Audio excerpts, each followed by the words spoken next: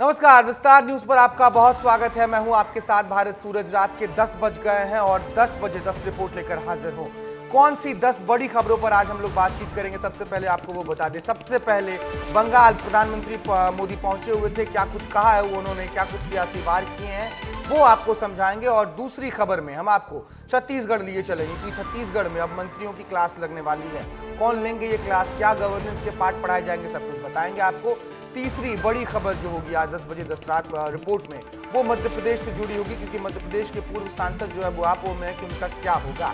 इस बार तो बहुत लोग का टिकट कटा है, तो बहुत लोग जो है अपनी पार्टी को छोड़कर बीजेपी में शामिल भी हुए हैं। फर्जी बिल घोटाले मामले में कांग्रेस किस तरीके से अनूठा प्रदर्शन कर रही है और भगवान की एंट्री हो गई है इसमें, वो भी आपको हम समझाने वाले हैं आज। इसके साथ ही साथ 10 बजे 10 रिपोर्ट में बात लॉरेंस बिश्नोई गैंग और अमन साव गैंग की भी करेंगे, क्योंकि छत्तीसगढ़ में पैर पसारने की तैयारी जीते हुए थे दोनों, लेकिन नकेल कस दी गई है। उसके बाद नौनागिर हत्याकांड मामले में जो सियासत तेज हो गई है, अब उस पर हम लोग करेंगे कि क्यों लगातार जो राजनीतिक लोग हैं, जो सियासतदान हैं, वो इस हत्याकांड पर सियासत कर रहे हैं, राजनीति कर रहे हैं। उसके बाद छिंदवाड़ा लिए चलेंगे, क्योंकि छिंदवाड़ा में भी एक बहुत दर्दनाक हादसा हुआ है, घटना हुई है। बुराड़ी हत्याकांड की तर्ज पर ही एक व्यक्ति ने अपने परिवार के 8 लोगों को मौत के घाट उतार दिया। इसकी कहानी आपको बताएंगे हम। उसके बाद 10 बजे 10 रिपोर्ट में बात होगी नरसिंह घोटाले की, क्योंकि नरसिंह घोटाले में भी रोज नए अपडेट सामने आ रहे हैं। अब क्या नया अपडेट है, ये हम आपको बताएंगे। इसके बाद 10 बजे 10 रिपोर्ट में बात करेंगे हम लोग गर्मी की, क्योंकि गर्मी ने सबको परेशान कर रखा है। कब ये गर्मी खत्म होगी किसी को पता नहीं, 50 डिग्री तक जो है पारा पहुंच गया है।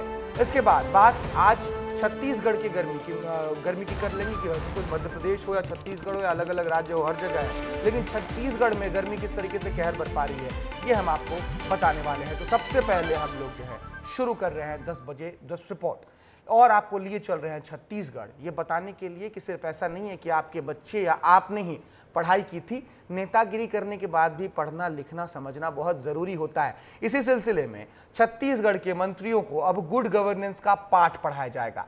इसके लिए बाकायदा IIM रायपुर से बात हो चुकी है, और काउंटिंग से पहले यानी कि कल से 2 जून के बीच सभी मंत्रियों की ट्रेनिंग आयोजित कराई जाएगी। इस ट्रेनिंग प्रोग्राम में छत्तीसगढ़ सरकार के सभी मंत्री शामिल होंगे। आखिर क्या कुछ सिखाया जाएगा इसमें, क्या कुछ बताया जाएगा, सब कुछ इस रिपोर्ट में है, बहुत ध्यान से देखिए। छत्तीसगढ़ में विष्णुदेव सरकार गुड गवर्नेंस की दिशा में लगातार कदम उठा रही है।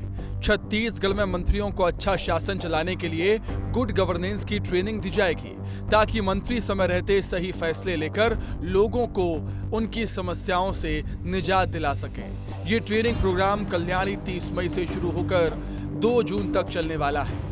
इस दौरान सरकार के अधिकांश मंत्रियों को ट्रेनिंग में उपस्थित होना होगा। बता दें कि मुख्यमंत्री विष्णुदेव साय की कैबिनेट में ब्रजमोहन अग्रवाल, रामविचार नेताम, दयाल दास बघेल, केदार कश्यप अनुभवी मंत्री हैं। इसके अलावा टंकराम वर्मा, लक्ष्मी राजवाड़े, श्याम बिहारी जायसवाल और लखनलाल देवांगन नए मंत्री बनाए गए हैं। ट्रेनिंग के बारे में जानकारी देते हुए छत्तीसगढ़ के वित्त मंत्री OP चौधरी ने कहा कि मंत्रियों के लिए ट्रेनिंग प्रोग्राम रखा गया है। ये IIM को एजेंसी बनाया गया है गुड गवर्नेंस पर ट्रेनिंग के लिए, और इसमें देश भर के बहुत ही ख्याति लब्ध विद्वान टॉक करने के लिए आएंगे, और देश के जिस भी फील्ड एक्सपर्ट हैं, चाहे एजुकेशन में, हेल्थ में, गवर्नेंस में, जैसे कि अभी नाम आ रहा है नीति आयोग के CEO रह चुके अमिताभ कांत साहब का, जिन्होंने नीति आयोग में भी बहुत अच्छा काम किया। इसके अलावा उन्होंने केरल में गॉड्स ओन कंट्री के रूप में टूरिज्म को प्रमोट करने का बहुत बड़ा काम IAS रहते हुए किया था। अभी नाम आ रहा है सुब्रमण्यम जी का, जो कि जम्मू कश्मीर का बहुत एक्सपीरियंस है। छत्तीसगढ़ काडर के IAS हैं, ये सब हम सब के लिए गर्व की बात है। विनय सहस्त्रबुद्धे जी का भी शायद नाम आ रहा है, वो भी व्यक्तित्व विकास और प्रशिक्षण के लिए ख्याति लब्ध जो संस्थान है पुणे का प्रबोधिनी, उसके संस्थापक और उसको आगे ले जाने वाले लोगों में से महत्वपूर्ण हैं। तो एक सभी मंत्रीगणों को एक बेहतर एक्सपोजर होगा गवर्नेंस का, और आने वाले समय में बेहतर करने के लिए हम सब लोग और अच्छे तरीके से तैयार होंगे। आखिर क्या खास होगा इस ट्रेनिंग प्रोग्राम में, वो भी जानिए। छत्तीसगढ़ के मंत्री बनेंगे स्टूडेंट, योजना का सही ढंग से क्रियान्वयन सिखाया जाएगा। स्किल डेवलपमेंट में होगा फोकस, डेवलपमेंट और IT संबंधित दी जाएगी ट्रेनिंग। आदिवासी और ग्रामीण इलाकों में विकास की होगी ट्रेनिंग। अधिकारियों की गलत सलाह से कैसे बचें, इसकी भी ट्रेनिंग दी जाएगी। वहीं कांग्रेस का इस मामले में कहना है कि शायद 5 महीने में ही सरकार के सुशासन की पोल खुल गई है। छत्तीसगढ़ के मंत्री और बीजेपी नेताओं का एक ही काम रहा है कमीशनखोरी और भ्रष्टाचार करना। प्रदेश में प्रशासनिक अधिकारियों का आतंक दिख रहा है। हर विभाग में बिना लेन देन के कोई काम नहीं हो रहा है, तो गुड गवर्नेंस की ट्रेनिंग की आवश्यकता तो इनको है ही, लेकिन ये जनता से अगर मुलाकात नहीं करेंगे, जनता की समस्याओं को सुनेंगे नहीं, तो कितने भी ट्रेनिंग कर ले, कितने भी इनको प्रशिक्षण दिया जाए, इनको काम तो वही करना है, कमीशनखोरी और भ्रष्टाचार करना। और आज स्पष्ट हो गया है कि 15 साल भाजपा के जो सरकार था, जिस प्रकार से अराजकता का माहौल था, 5 महीने में दिख रहा है। और कांग्रेस शासनकाल के दौरान जो गुड गवर्नेंस था वो पूरी तरीके से खत्म हो गया है। अब देखना ये होगा कि जब 4 जून के बाद आदर्श आचार संहिता खत्म होगी और नए सिरे से विभागों के कामकाज शुरू होंगे, तो ऐसे में मंत्रियों को इस ट्रेनिंग का कितना लाभ मिल पाता है। कैमरा पर्सन किशोर के साथ रोहित मिश्रा, विस्तार न्यूज, रायपुर। इस रिपोर्ट से आपको इतना तो समझ आया होगा कि अगर मंत्री भी बन गए तो हाय तौबा ज़्यादा मचाने की जरूरत नहीं, क्योंकि ट्रेनिंग वहां पर भी होती है। और एक और अवधारणा लोगों के बीच रहती है कि अगर एक बार सांसद बन गए, विधायक बन गए, नेता बन गए कुल मिलाकर, तो फिर तो कुछ करने की जरूरत ही नहीं है, जिंदगी सेट है। लेकिन ऐसा नहीं होता है। क्यों नहीं होता है? हम इसलिए कह रहे हैं क्योंकि मध्य प्रदेश में अब बीजेपी के सामने अपने एक्स एमपी को सेट करने की चुनौती आ गई है। कुछ दिनों में नतीजे आ जाएंगे, आखिरी चरण के चुनाव 1 जून को होने हैं, लेकिन बीजेपी के 8 पूर्व सांसदों को पुनर्वास पर जो है अब डर लग रहा है, सस्पेंस बरकरार है। कहां फिट किया जाएगा इनको, ये चिंता बीजेपी को भी सता रही है, कोर कमेटी को भी सता रही है। सब कुछ इस रिपोर्ट में हम पिरोए हैं, देख रहे हैं, देखिए। मध्य प्रदेश में बीजेपी के भीतर नेताओं को जिम्मेदारी देने के लिए काफी मशक्कत हो रही है। संगठन के सामने चुनौती है कि कांग्रेस से आए नेताओं को मौका मिले, लेकिन जिम्मेदारी देने की सूची में एक्स एमपी भी, मतलब एक्स सांसद भी शामिल हैं। साध्वी प्रज्ञा सहित 8 सांसदों की पुनर्वास पर सस्पेंस बरकरार है। 3 महीने से अधिक समय होने के बाद भी उन्हें कोई जिम्मेदारी नहीं मिली। हालांकि चुनाव प्रचार के दौरान पूर्व सांसद गायब रहे। लोकसभा चुनाव का नतीजा कुछ भी रहे, लेकिन 1 सप्ताह बाद मध्य प्रदेश के 8 मौजूदा सांसदों का बेकाम होना तय है। 4 जून के बाद इनके नाम के आगे भूतपूर्व का तमगा जुड़ जाएगा। इनमें भोपाल की सांसद प्रज्ञा सिंह ठाकुर हैं, सागर के राज बहादुर हैं, बालाघाट में ढाल सिंह बिसेन हैं और ग्वालियर सांसद विवेक शेजवलकर भी शामिल हैं। आइए एक नजर जो भूतपूर्व हो जाएंगे। साध्वी प्रज्ञा सिंह ठाकुर भोपाल, राज बहादुर सिंह सागर, विवेक शेजवलकर ग्वालियर, ढाल सिंह बिसेन बालाघाट, छतर सिंह दरबार धार, रमाकांत भार्गव विदिशा, केपी सिंह यादव गुना, गुमान सिंह डामोर रतलाम। इस मसले को लेकर बीजेपी कांग्रेस का क्या कुछ कहना है, वो भी आपको सुनाते हैं। कांग्रेस और उनके नेता इसी तरह के ख्याली पुलाव विधानसभा चुनाव में पका रहे थे, लेकिन मुंगेरी लाल के हंसने ही सपने साबित हुए और वही लोकसभा चुनाव में होने वाले हैं। कांग्रेस के नेता दावे वही करें जिन पे 4 जून को सामना कर सकें। उस दिन ईवीएम पे ठीकरा ना फोड़ें, लड्डू बनवाएं, लेकिन मिठाइयां भारतीय जनता पार्टी बांटेगी। देखिए, अगर भाजपा की अगर आप फितरत को समझते हो तो ये यूज़ करने के बाद दूध में से मक्खी की तरह निकाल के बाहर से आए हुए लोगों को फेंक देते हैं। 5 मिनट में 50 साल की जो मेहनत होती है उसको वो नेस्तो नाबूद कर देते हैं, ख़त्म कर देते हैं।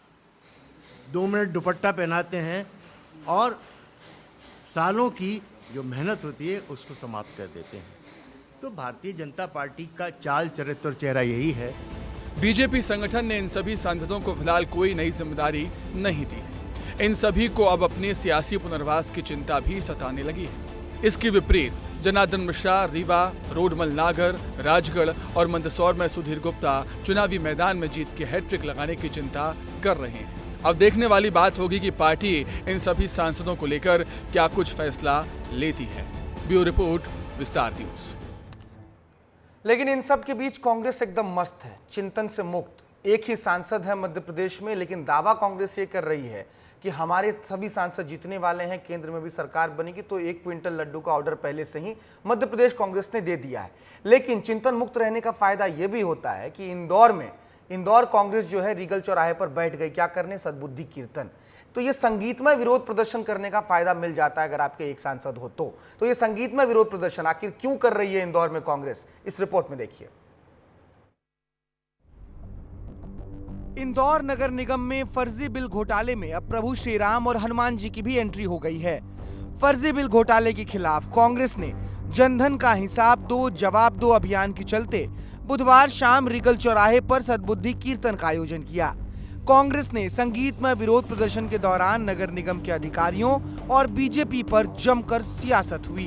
प्रभु श्री राम और हनुमान जी के भजन कर रहे ये तमाम लोग कांग्रेसी हैं जो इंदौर नगर निगम के फर्जी बिल घोटाले के खिलाफ संगीतमय धरना प्रदर्शन कर रहे हैं।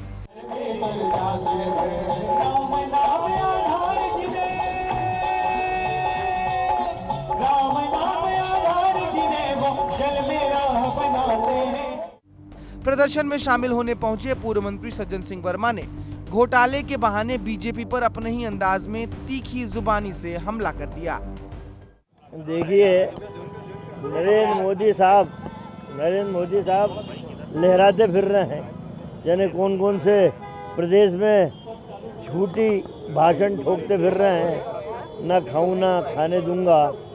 आज इंदौर मध्य प्रदेश भ्रष्टाचार का अड्डा बन गया, उसमें इंदौर खास करके भ्रष्टाचार का सबसे बड़ा अड्डा है। इधर निगम के नेता प्रतिपक्ष चिंटू चौकसे ने कहा कि इस घोटाले के खिलाफ कांग्रेस का आंदोलन लगातार जारी रहेगा। इस तरीके से भारतीय जनता पार्टी के परिषद, भारतीय जनता पार्टी की सरकार, भारतीय जनता पार्टी के महापौर ने इंदौर शहर को कलंकित किया है। घोटाले पे घोटाले होते जा रहे हैं, जिसमें एक ड्रेनेज घोटाला महा घोटाले के रूप में धीरे धीरे परिवर्तित होता जा रहा है। उसका ही हमारे विरोध की शुरुआत है। हालांकि सद्बुद्धि कीर्तन के पहले कांग्रेस ने इसी मुद्दे पर नगर निगम में उग्र प्रदर्शन भी किया था।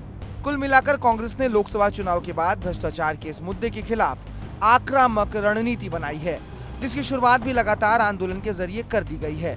ब्यूरो रिपोर्ट, विस्तार न्यूज। तो चलिए अब 10 बजे 10 रिपोर्ट के हेलीकॉप्टर पर बैठकर आपको लेकर सीधे हम चलते हैं प्रधानमंत्री मोदी की चुनावी रैली में, क्योंकि लोकसभा के आखिरी चरण में मतदान के लिए अब तमाम राजनीतिक पार्टियों ने अपनी पूरी ताकत झोंक दी है। इसी क्रम में प्रधानमंत्री मोदी भी पश्चिम बंगाल के मथुरापुर पहुंचे थे और रैली को संबोधित किया। इसके साथ ही उन्होंने कांग्रेस और महागठबंधन पर जमकर निशाना साधा है। निशाना ममता दीदी पर भी था। क्या कुछ कहा है, इस रिपोर्ट में देखिए। 7वें चरण के मतदान से पहले प्रधानमंत्री नरेंद्र मोदी ने पश्चिम बंगाल में हुंकार भरी। उन्होंने मथुरापुर में एक रैली को संबोधित किया। पीएम मोदी ने रैली में तृणमूल कांग्रेस और इंडी गठबंधन पर जमकर प्रहार किया। 2024 का ये लोकसभा चुनाव कई मायनों में अलग है, अद्भुत है। ये चुनाव आगे बढ़कर के देश के राजनीतिक दल नहीं, देश के राजनेता नहीं, ये चुनाव कश्मीर से कन्याकुमारी, अटक से कटक देश की जनता ने उसकी बागडोर संभाली हुई है। मोदी यहीं नहीं रुके। उन्होंने कहा कि टीएमसी बंगाल की पहचान को खत्म करने में लगी है। ये बंगाल के मठों को, साधु संतों तक को नहीं छोड़ रहे। टीएमसी इस्कॉन, रामकृष्ण मठ और भारत सेवाश्रम जैसी संस्थाओं को गाली दे रही है। परिवारवाद की राजनीति ने करोड़ों करोड़ युवाओं के सपने मार दिए थे। 5 पीढ़ी को आजाद हिंदुस्तान में तबाह कर दिया गया, उनके सपनों को रौंद दिया गया, उनकी आशा आकांक्षाओं को मिट्टी में मिला दिया गया।